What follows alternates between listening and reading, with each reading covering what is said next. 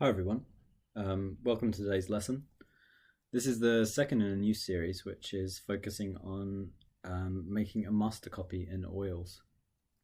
So if you watched the previous video, the first lesson in the series, you'll remember that we were talking about the point of making a master copy, so what you can hope to get out of it and the best way to approach it in order to get the most out of it possible. You'll also remember that we spoke about kind of how you can go about selecting a master copy, where you can get good images to work from, that sort of thing. So this week I'm just going to be looking at, once again, we're just going to be going through the process of how you actually go about getting started. So we're not going to be painting this week, but we are going to be looking at, once we've actually selected an image, how we're going to approach working from it. So I decided, seeing as a lot of my work, as you'll have seen from my videos, and if you know my own work, is very sort of very detailed painting I tend to do, and it's also typically in the style of kind of 19th century academic painting. So all the videos that you've watched that I've made so far are more based around developing a painting in that method, within that method. So for my master copy, I wanted to choose an artist who I like a lot, but who works very differently from me. So the artist I chose is a guy called Odilon Redon, who's a kind of moderately well-known artist, but he's not the most famous. He was a symbolist painter from France in the late 19th, early 20th century, so kind of a proto-modernist painter. So I'm going to go through and show you which of his pieces. I spent some time going through. There's a few different options of his work that I could have chosen. He had kind of two distinct periods to his career. He had these black and white sorts of pieces, which are mostly charcoals or lithographs. I believe he did them until he was about 50 or 60, just exclusively worked in black and white, and then suddenly he hit a certain age and just started working in these really vivid colours. Made some quite extraordinary paintings, and he was very influential on the early modernists. You can kind of certainly see echoes of Picasso in his work. He was a kind of immediately before Picasso in the history of art. Yeah, so I was going through his paintings. A lot of them are mixed media, so because he was originally he was more someone who drew more than painted. A lot of the a lot of the color images that he made were pastels. So this one, for instance, is a favorite of mine, but was created in pastels, and I was looking for something in oils. Just go back. So it meant that as I went through, I was kind of, you could copy something that is in pastels and make it in oils, but it kind of defeats the purpose of the master copy that we were talking about last week, where you kind of want to get into the process of making it. So if you wanted to work in pastels, certainly pick a pastel image to work from. But you're never going to be able to quite achieve the same effects working across mediums. It certainly can be worthwhile for other reasons, but not for the point of this exercise. So yeah, there are a few that I kind of settled on. I eventually chose this one, this painting called Butterflies, which is another favorite of his of mine. And this one was actually definitely made in oil. Some of them are mixed media, but what I did was selected this image and decided it was likely looked like it was in oils. So when I zoomed in, to me, and of course you can't be certain with a lot of artists, particularly artists who use a lot of mixed media, the exact nature of the medium, but to me this looks like it's pretty much exclusively painted or made in paint rather than any dry pigment or different applications. So all of these brush strokes, they look like paint brush strokes to me, and this is what you're starting to do once you've actually selected your image. You start to think, how do they make it? What layer? How does it seem to be layered? So his approach, while probably somewhat influenced by the type of approach that I typically use, that 19th century kind of mid-academic 19th century approach, there will be differences. So it feels fresher. If I kind of zoom in, you can see it's got a really nice looseness to it, and almost like an innocence to the way that he paints. It's less precise, more fun. It feels more alive in a way, the way that the paint is actually handled, which is what obviously flowed into early modernist painting and expressionist painting, and then into modernism. So yeah, what I did when I kind of decided on it was I zoomed right in and started to have a look at the way that the paint seemed to have been applied. So I'm thinking about layering.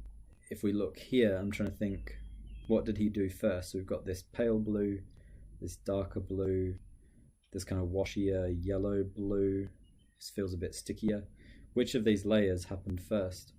And you can kind of see the brush strokes. They seem to sweep, these paler brush strokes seem to sweep over the top of this kind of yellow-green blue. And the paint also feels thicker. Whereas they blend into this darker blue, so it feels like maybe these two colors were painted at the same time, or at least parts of them were painted at the same time, and he created a softer transition by blending them. However, if we look here, it feels like those pale blue brush strokes are laid over the top again of this darker blue. So that's what I'm kind of looking through in this image, and that's what I want you to do when you first start working from your new paint or your selected painting. There seems to be a correction, so this feels like a brushstroke that's corrected a shape, likely over the top of everything else. These dots on the top of the butterfly are almost definitely painted last on this butterfly because they're very discreet, and it wouldn't make sense to paint this red and make shapes of dots. So we know that those dots probably occurred last. Similarly, these antennae seem to have been painted over the top as a glaze, so a thin. Looks like the paint was quite thin. It's not applied as an impasto. It's kind of got an inkiness or a watercoloriness to it almost. So he used quite thin paint at that point. Whereas some of these butterflies look very thickly painted. Particularly this one's. Even the dark colors in here, you can see there's a lot of paint texture, a lot of glare coming off it. He wasn't too concerned about keeping the darks thin like we often do. Everything kind of seems to be applied with a similar thickness, so these darker sections are just as thickly painted as the lighter sections. You can see they're short brush strokes. They feel quite dry. So do you see how they're kind of raked across the surface? You can see through them quite easily. That means that the canvas had a bit of tooth to it, and when he worked over the top, he probably used something like a bristle that just kind of stiffly ran over the top of the canvas and left these textured dry brush strokes. If he'd been using a softer brush with more medium, the brush strokes would look more like, say, these antennae, where they've filled in all those gaps. They're not raked across it to create a texture. So a lot of these brush strokes down here, they're creating a sense of texture the way that they're applied over the surface. So yeah, this is what I'm thinking about. So I'm thinking about application. I can also think about color. So obviously it's quite a colourful painting. If I zoom back out, got lots of yellows, greens, blues, reds, pinks, purples. Some of them quite high chroma. So these blues and yellows, they're quite high chroma. We've got a reasonable range, so it goes from something verging on black all the way up to white. So I'm starting to think about what pigments were maybe used. The other crucial thing, one of the main things you want to do at this stage of the painting, is try to identify if there is a ground color. So if you remember from other exercises, a ground color is the color that you make your canvas as your kind of base hue and value, but before you actually start painting, so what you work over the top of.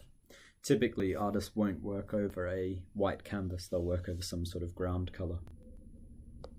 So in the case of this painting, we can see the ground color actually shows through quite a lot. It doesn't always show through, it can be trickier on certain paintings, but you can kind of see, do you see just this edge here?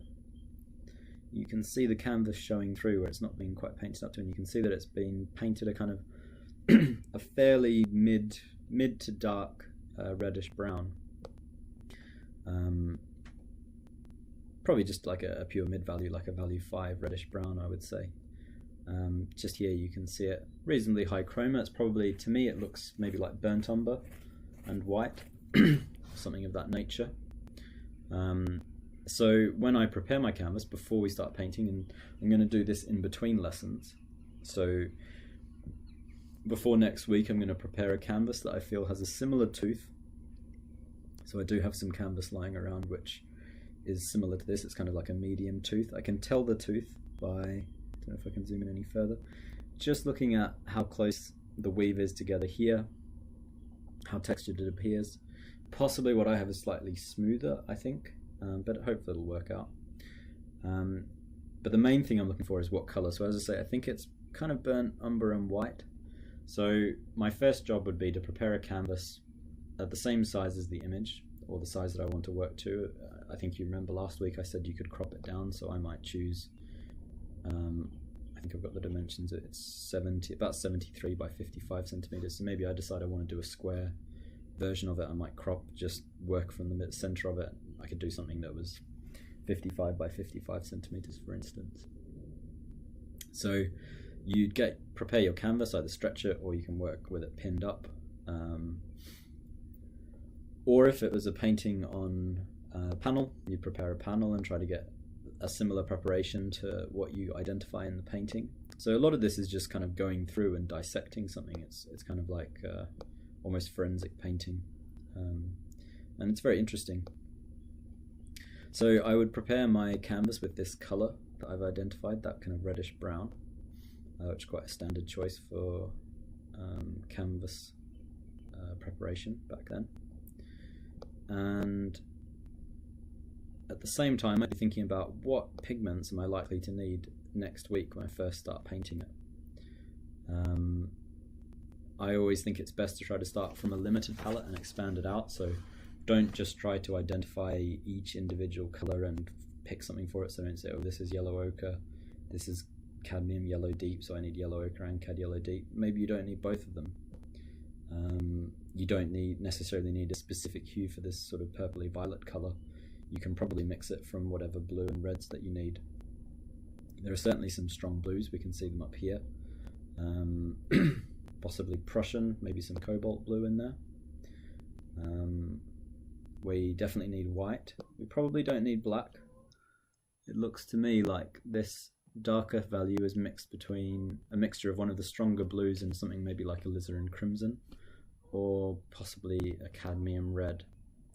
I'm fairly sure they had cadmiums back then as their stronger pigments, although it wouldn't be super necessary. There is a strong red just here, and that might be a bit stronger than our kind of earth reds like Venetian red. You can also research, depending on the artist that you've chosen. You might find better artists will very often have research done into their palettes. Turner, for instance, has a lot of documentation for the palette that he used. So if you chose a Turner landscape to copy, you could research at what point in his career he was using certain pigments. I think he even kept notes of them. We certainly have records of what he actually purchased from his supplier in terms of pigments.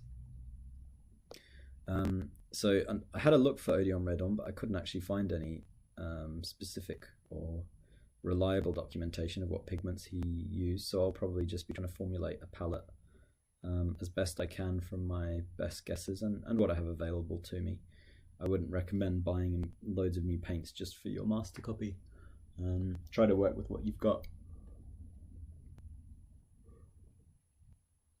as far as is possible. But yeah, certain artists will actually have proper documentation. So someone like Sargent, as I say, certainly Turner, I'm sure. Artists like Picasso and Cézanne, if you chose them, would have a good documentation of what pigments they were using. And ideally, if you can work with exactly the same palette, you'll find it even more useful working from their paintings and kind of trying to paint how they do. I also want to think a bit about what kind of brushes I'm going to use. So as I said, it feels to me like a lot of these brush strokes are dragged across with a slightly stiffer brush, like a bristle, rather than a soft brush. Soft brushes, you tend to need to mix medium in and you end up with crisper brush strokes, whereas a lot of these brush strokes are quite coarse. You can see they're dragged over with something stiffer. These sorts of things obviously are easier to identify the more experienced you are, but these sorts of exercises are one way to get really quite quickly experienced with this sort of thing. As far as paint application goes, you can do research as well. So similar with pigments, you could look up whether or not there's any specific kind of primary source documentation from, say, Odeon Redon might have explained what kinds of brushes he used in a letter to someone. He might have purchased certain brushes, so I'd get a better idea of what to use. If you're really lucky, they might even talk about their approach, although that can be harder to find in my experience. A lot of artists I don't think they're secretive about their approach, but they don't necessarily document what they're doing in each painting because you're always making adjustments to your approach.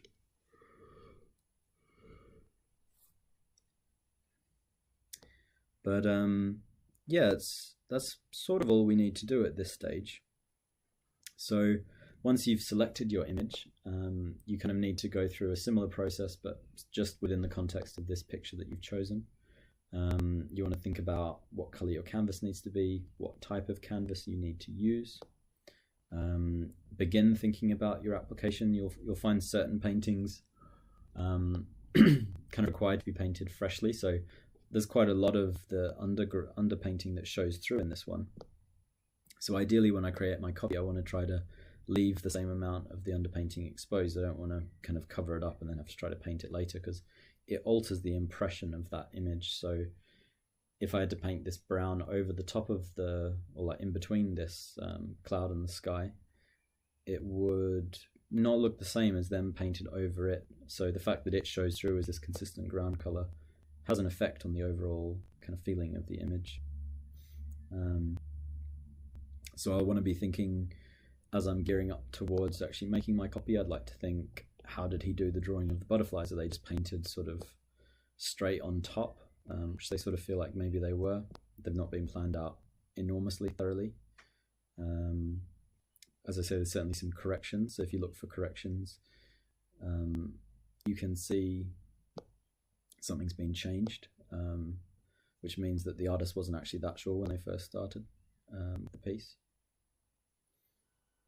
You can see here the brown canvas is showing through very evidently, so there's just these little patches of white placed over. It looks like maybe this was the drawing, so there's this blue line, this thin blue line that runs up. That was possibly a drawing, although it seems to lay over the top at this point, so I'm trying to figure out what was there first. Looks like there's a dark outline for this flower, as though he did a dark outline and then filled it in with lighter colours. Some of the dark outlines he's reinforced. Certainly these darker marks in between the rocks were painted latterly. Looking at it, I think likely it was maybe slightly sketched in a general composition, but then quite quickly patched over. I feel like the sky was initially painted probably first before the butterflies, or maybe at the same time as the butterflies, but then corrections were made around the butterflies over the sky, and some of the sky also corrected the butterflies. So we're looking for a kind of balance of that two approach. You can certainly see some parts are painted over the sky, so certainly these antennae that they have on all three, the outline of this butterfly was certainly painted over the top. It may have been penciled or kind of charcoaled in before they did the sky, and they kept little notations, or it was just painted directly over the top. In a lot of ways, this one does feel like it was painted directly over the top. But yeah, I just wanted to kind of go through how I would approach a painting like this, so what my thought process is now that I've actually selected a painting that I want to copy. So last week we were thinking about how do we select. This week we're thinking about what do we do once we've selected our image in order to best prepare for doing our copy. As I say, in between this lesson and next week, I want you to have chosen your painting and then prepared your panel or canvas. Decide whether it is a panel or a canvas. Most paintings will have some documentation saying what they were painted on. Once you've figured out the size and the nature of the surface that you want to work from, prepare it with whatever underpainting seems to be there. So some painters don't use underpaintings, it depends who you're working from. A lot of the Pre-Raphaelites worked on white, so if you worked from, say, a Malay, you'd find yourself working over white, but the vast majority of representational painting is painted on some sort of ground colour like this one. and very often brown grey colours as well, red, brown, greys, typically. So yeah, just select your image, prepare the canvas and let it dry, so you want to get that done before next week, and spend some time in analysing the image and making some notes for yourself. And that'll be a great start, and you'll find it hopefully reasonably easy to get going with your painting once you start it after next week. But that's it for now. I'll leave that with you guys to have a look through. As always, you can sign up to the YouTube channel to keep up to date with these videos. And if you want even more tuition, you can sign up with OCAD to the kind of Open Studio or OCAD Studio course, which will give you access to tuition throughout the week on all the exercises that you work on. But yeah, that's it. I'll see you guys next week with my prepared canvas, and hopefully get to see some of yours soon.